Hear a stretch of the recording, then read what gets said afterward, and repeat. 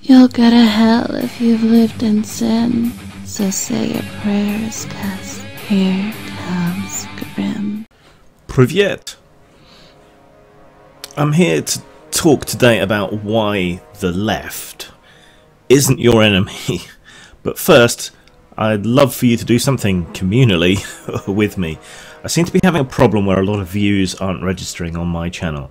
So whether you like this video or not, could you please leave a thumbs up or a thumbs down and just say something like blah in the comments so that I've got more to go to YouTube with to show that there's a problem.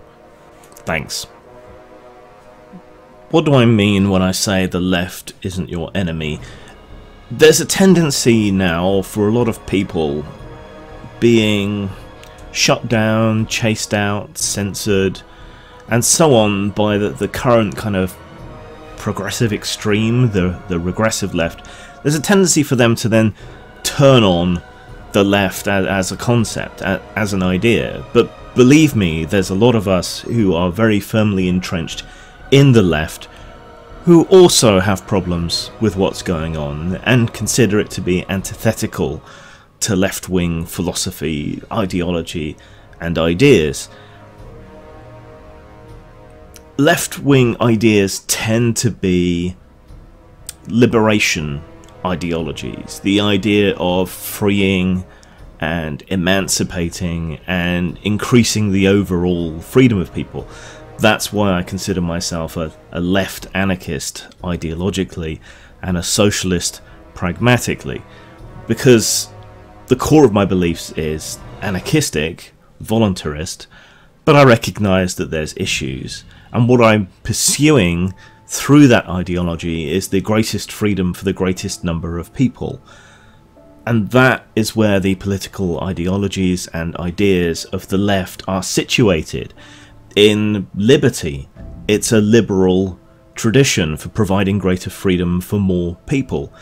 Now, our view of left-wing philosophy and ideas is very much perverted by Marx, who is not by any means the be-all and end-all of left-wing ideas, and the high-profile failures of things like the Soviet Union, which wasn't really left-wing in any meaningful way other than set dressing, Venezuela more recently, and so on. But to fixate upon these extremes is like criticising conservatives because of the Nazis. And this is something that does go on, and it's stupid and wrong when it does go on. But then if you compare anything left-wing to the Soviet Union, you're committing the same mistake in the opposite direction, if you will. And no, the Nazis were not left-wing. We live in a really strange and extreme time at the moment, at least in the Anglosphere. Things are weirdly and painfully bifurcated. We live within two extremes that shouldn't be able to coexist, but which are. And either one or the other, or both in combination, are screwing over a lot of people. Socially, things are hyper-progressive. We have essentially Red Guard struggle sessions going on in universities. We have mass protests that are incoherent. If you say something out of line, you will be drummed out of business, harangued, bullied, pushed to suicide, and so on. This kind of social mob mentality tends to be hyper-progressive. And the media, social circles, education, these are all very firmly in the hands of people who are at least calling themselves the left, even if many of their ideas are antithetical to left-wing values. Meanwhile, the kind of structure of society on a practical basis, on a financial and economic basis, is really rather hyper-capitalist, perhaps too far towards the libertarian end of capitalism, and they're still pushing for more of that. And that causes a lot of harm and gives businesses too much power over the individual, and so on. You'd think these things would be in opposition, but the left seems fixated on a kind of social puritanism and purity spiraling that's more traditionally associated with authoritarian regimes, and yet we still ostensibly live in democracies. And they seem to be focusing on that rather than the problems in business. And when they do talk about the problems in business, and its interaction with the rest of society, they talk about it in terms of wild extremes that nobody is going to go for. People are always going to settle for better the devil you know until things go horribly, horribly wrong.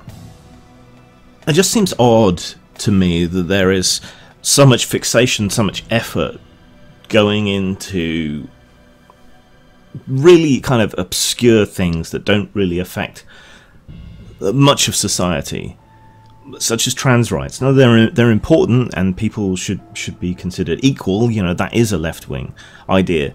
But the way in which they're going about it, trying to enforce the use of pronouns for the big example, by abrogating other people's freedom of speech, that doesn't, the cost benefit doesn't seem right there, and it sets a terrible precedent for the policing of speech in the future and the overextension of hate crime laws. Yeah, it's bordering on thought policing, and that's not something that I regard as acceptable, however much I might be for trans rights. It's an issue but it only affects something like, was it 0.01% of the population, transtrenders notwithstanding, whereas the erosion of social structures, of welfare, of benefits, that has been going on for a very long time in all of the Anglosphere countries, that's what we should be worried about. That's what we should be focusing all our ire and efforts and political will on, and preserving or even extending these provisions. That it gets no real attention or pushback. That seems to me to be very peculiar. I mean, there are huge and pretty inarguable benefits to societal investment. Social investment has been shown to be the most cost-effective way of bringing down crime and so on. It's just not popular with the voters because they think a bobby on the beat is worth more, when it's perhaps the least efficient means of preventing crime that there is. It's the least cost-effective.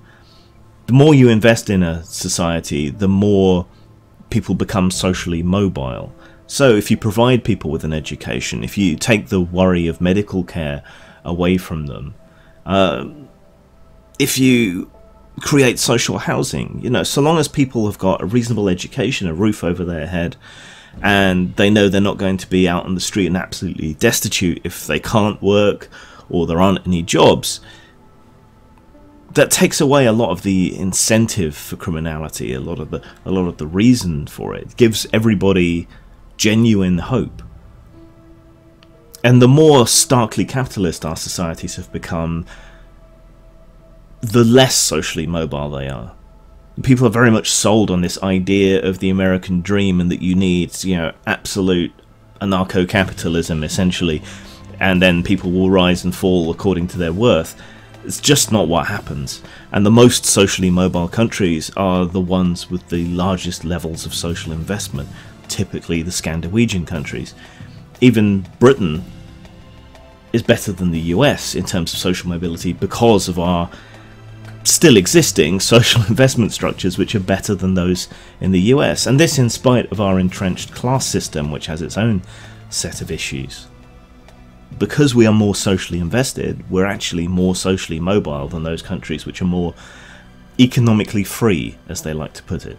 It's a contradiction that people are sold into ideas and policies that keep them in poverty by an idea that they can rise based on their merits. No one likes to think that maybe they don't have particular merit. We're stuck with this image of the left as being this great authoritarian thing with gulags and unquestioned dictators and so on.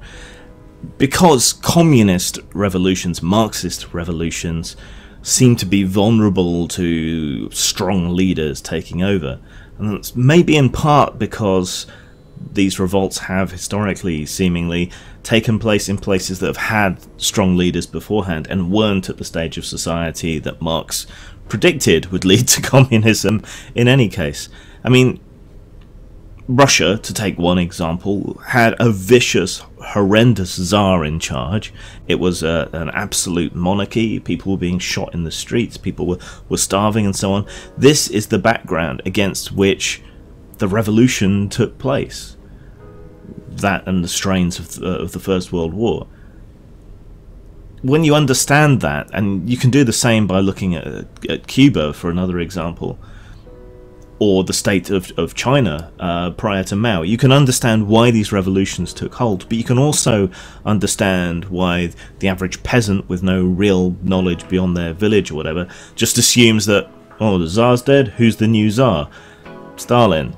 And that things carry on with this strong leader thing. Russia has a particular problem with this. I mean, look at Putin. He's essentially ruling in much the same way as a communist chairman or a Tsar would have.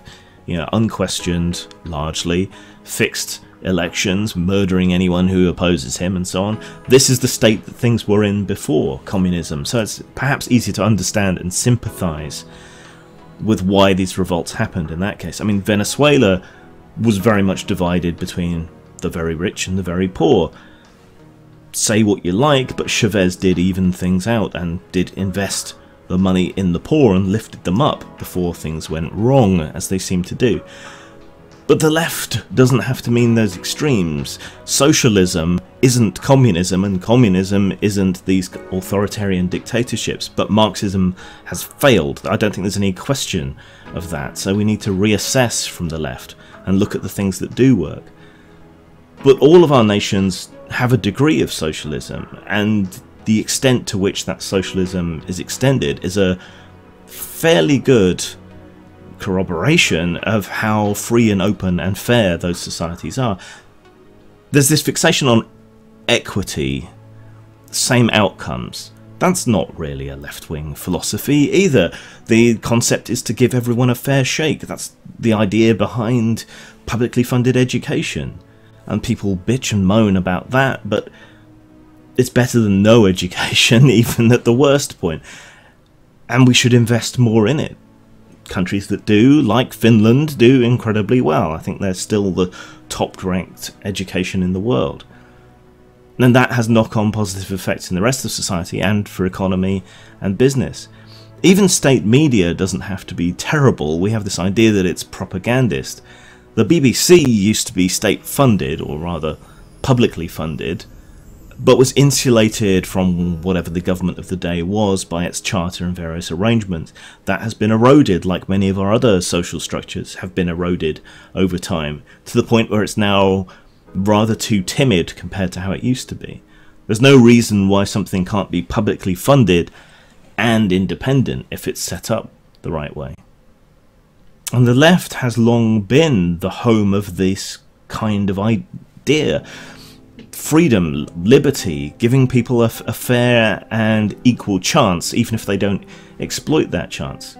The left has been the home to free love, to emancipation and freedom for homosexual couples. This moral panic, this moral conservatism that we're finding currently on the left, it goes against so much of its history, at least on the libertarian side of the left. And so we on the left need to fight it, but also those of you outside the left need to understand that these extremists don't speak for all of us. They are acting against the ideology in much the same way as revolutions in the past have been perverted by authoritarians and vicious, brutal types. And you also need to understand that a lot of people on the left are afraid to speak up for the same reasons that you find yourselves being censored, pushed out, and controlled. I probably don't agree with a lot of you on a lot of things, but I believe you should be allowed to think them, obviously. I think you should be allowed to express them, obviously. And I don't think you should be punished for any of them unless you're actually causing harm. And that seems to be the divide between me and the rest of the so-called left. Anyway, give us a chance. Look into the ideas and the social structures and so on that the left has built. Look into the National Health Service and its history, public education and its history, the problems with relying on philanthropy and so on, and why we moved to state models. Then you'll understand, I think, that a mix between private enterprise and public enterprise is probably the best for society as a whole, and that we've moved way too far to the right in the way that we do things. Anyway, I hope you'll look into that with an open mind and start criticising the pseudo-left on the same informed basis that I do. Zang.